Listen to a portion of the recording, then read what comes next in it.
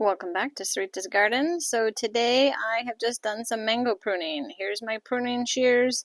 I carried a bottle of alcohol with me in this spray bottle and a towel, like a paper towel to wipe it off.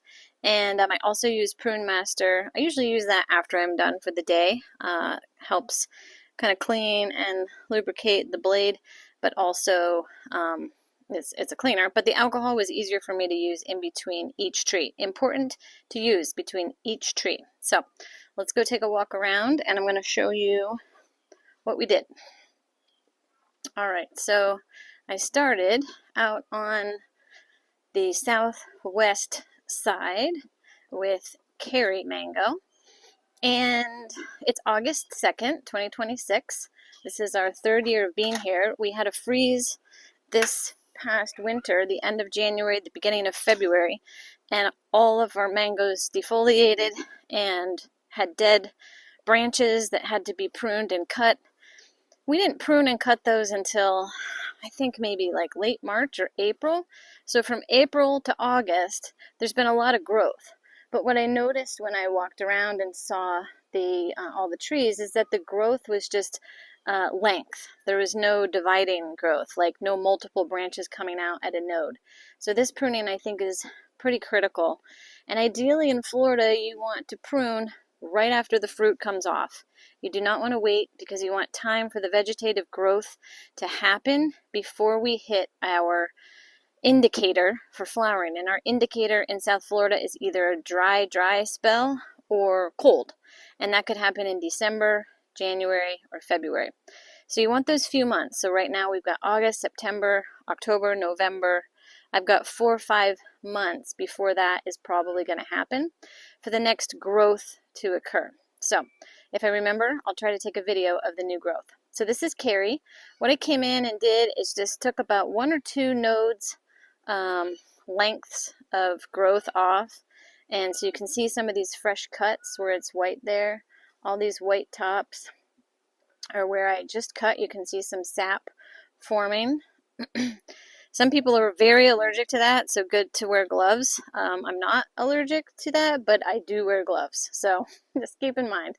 So I just kind of brought the overall height down on Kerry, and I just brought it in to be a little bit more compact. Remember, because when you make a cut, when it regrows, you may have 2, 3, 4, 5 new branches that come off that cut. You can sort of see it off this one. See how there's multiples coming off of there, right? You'll have multiple branch tips, and at each branch tip is where the flower will occur in the winter here in South Florida, and then that's where you have fruit. So the more branch tips you have, the more fruit you have. So that's Kerry, and you can see some of the cuttings down below. Let's take you over to Sherby. This is orange sherbet. Orange sherbet flowered this year for the first time. Just 1 or 2 little tips that flowered. So there's what I removed just to give you an idea. This is a young tree. Maybe, I was trying to figure out the other day when I took a video how old this is. Maybe two years. Let's just say 2 years, maybe 2 1/4. I took some height down, brought it in to be a little more compact, and I'm cutting it right above or outside, at the outside of the node. So let's see if we can come in here. See that little seam, like right there? That little seam, like you cut just right above it. So I'm coming down to that, like that next node. And in some instances, I'm taking 2 or 3 of those growth node segments off. It's just whatever I like for the shape. So that's orange sherbet. Also, it's good to mention that this year, 2026, because of our freeze event, oh, we did have a fruit. That was going to be a lie. I was going to say we had no fruit. We did have 1 fruit occur. It was covered during the freeze, and it did flower, and it did fruit, but it's such a young tree, it did fall off. So we didn't eat it, but we had 0 fruit this year. This is a questionable variety, but I know it's a good grafted variety because I grafted it. It took a long time after I grafted it, and I got rid of the the label. That was a mistake, but it's probably something good. I don't know what it is, but so I came in and I took, even though this is a very small tree, I did remove down about a node on every single branch that's coming off of that mango. Okay, so we're on the west side still, but kind of central. We're coming around to Pickering. Pickering did awful in the freeze. All the dieback was all the way down, almost to the ground. And we do think that the growth is coming just above the graft, so we're hopeful that it will stay to be a Pickering. You can see what I removed there. I did remove a decent amount. You see how small of a tree that is, and most people wouldn't prune it, but I'm shaping it and pruning it so that it has the shape that I want, which keeps it on the smaller side, and then you can harvest the fruit. Okay, so that is Pickering, I said. Yep. Okay, let's go over to the northeast. Okay, so again, 2026, August 2nd. Don't forget, prune your mangoes. Prune your mangoes now. Do it now. Don't wait. If you wait till November, then you're going to have not enough time for growth to occur. So the next year's flowering and fruiting quantity is diminished. And you don't want that, do you?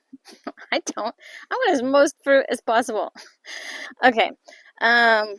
Grammatically incorrect, I realize. I want as much fruit as possible. Okay, over here, this is a seedling mango that was here when we moved in, and it had multiple trunks. We removed the others. We left one, and here's all of what I removed. And yeah, I pretty aggressively came in and cut out. Again, I'm trying to just make ends and tips there right before that little seam on the mango, and just removing a lot of the weight so that that can regrow. Okay, so again, that's a seedling. We know it's a seedling because there's no graft. We've never seen a graft. It was here before we got here. We didn't plant it. That could take 10, 12 years to fruit of questionable taste, but who knows? We could be surprised. Okay, we're heading south. This is the east side. We're going to come up on Maha Chinook. Maha Chinook was growing back so well after the freeze. It was really hard for me to prune it because it looked so good. It was such a good shape, but I did take some off, and actually there's double the amount of leaves that I took off because I think I'm going to use some of that for budwood. I'm going to try some grafting. So that is so small, right? It just looks, oh, so tiny.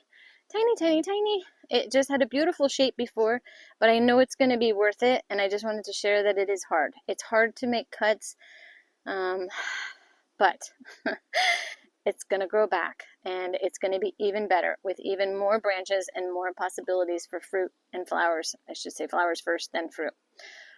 Okay, so this one here in the center of the frame, we call this Cheryl Mango because it came from our neighbor to the east, Cheryl. She had it in a pot, and it's one of her seeds of fruits that she thought was amazing.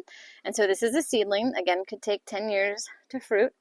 I'm really happy with this shape. I feel like this one's really easy to prune and like make it look like a nice shape. I did take off quite a bit. That's all the stuff on the ground. I probably brought it down at least a foot to 1.5 feet in height.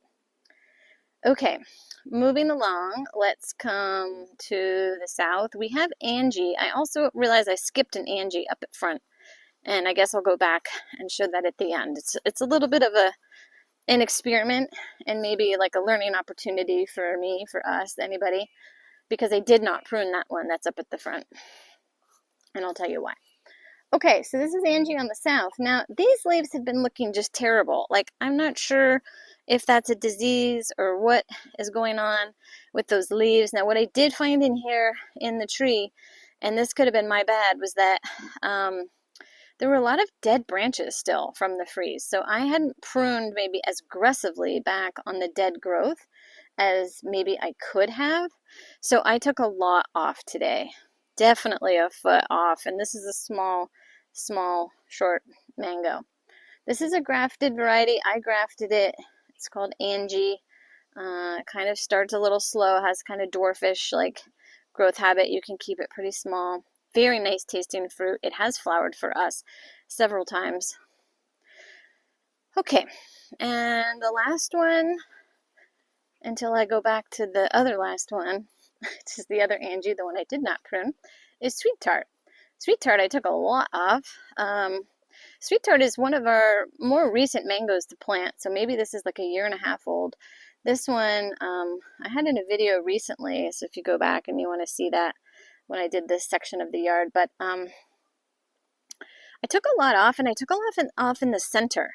You know, I've been hearing people talk about like kind of opening up airflow in the center. You can see that depression a little bit of where I took some height down in the middle. And that was just kind of like an experiment. I haven't really had that focus or that attention before, but I did watch that recently on a video. So I was kind of curious. I took a lot of height off this because sweet tart seems to be a fast grower. Like the space, the distance in between the nodes on the branches was really big, like 12 inches. So I sometimes took off 2 lengths just to bring it down a little bit, and it still has some height. So that's sweet tart. Sweet tart has not flowered. We are hopeful sweet tart will flower this year. Okay, and I'll bring you to the last one, and this is Angie at the north. Now, Angie at the north is the one that suffered greatly from the freeze. It really got the brunt of the northwest winds. Even though there was some protection around it, man, it was brutal. All the leaves, all the branches died back in a very severe way, the worst of our entire food forest. And, hello?